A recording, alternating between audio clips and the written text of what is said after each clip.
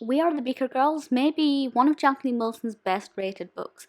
It has 5 out of 5 on Waterstones, 4.1 out of 5 on Goodreads, 98% on Google, and I think I would probably give it 5 out of 5 as well.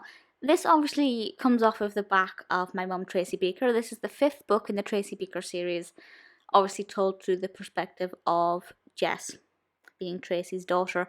Now, I'm not going to give any spoilers today, but if you haven't read my mum, Tracy Beaker, there may be certain things from that narrative that may be revealed here. So I would definitely advise you read my mum, Tracy Beaker, before reading this one. So I'm not going to read the description from Amazon because it's quite long. But basically, Jess and Tracy now live at Cooksey. They live in a seaside town.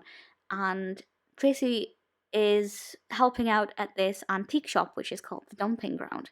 We were introduced to that at the very end of my mum, Tracy Beaker, of course. And Jess is about to start school, and there are a lot of things in her life that seem to be going well.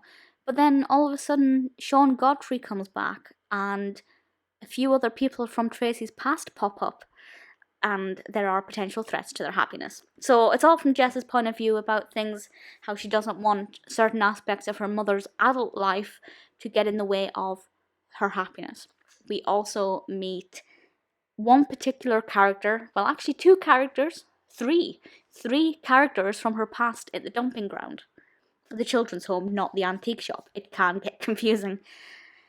And I won't tell you who those three are because I won't spoil it. It's good fun reading it and then having somebody pop up. One of the characters, though, I will say, as far as I can remember, was only ever in the TV show.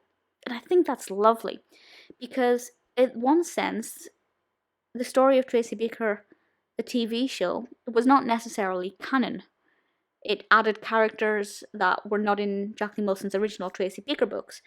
But now it's lovely to see that they're actually being incorporated into the newer novels to just bring everything together.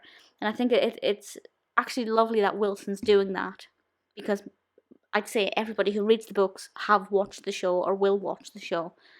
So I think it's kind of important to tie the two together, and it works really well. One of the characters, the main character that's brought back, is one that I always really liked, and I'm really glad to see them brought back. And I really like their involvement in this. I like how they've turned out. I think they've had great character development. It's exactly what I would have expected from them. So I'm really thrilled with that aspect.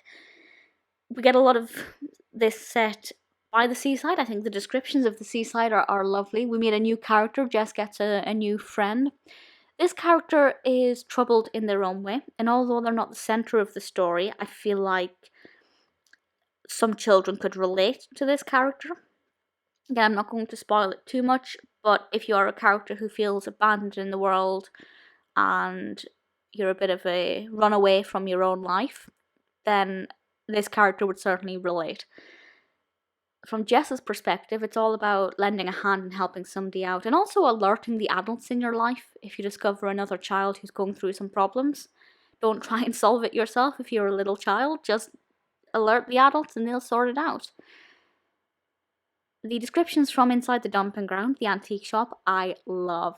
There's a whole section about Beatrix Potter books, and I love how detailed that is.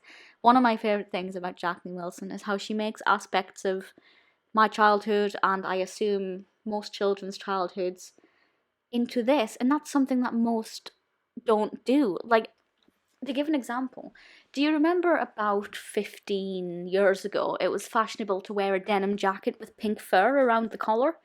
In one of her books, I think Lola Rose, she made reference to this.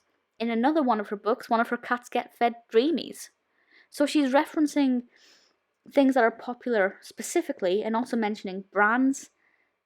Smarties get mentioned a lot in Tracy Beaker books. So she makes it very, very relatable, and that's something I love. She does it so well.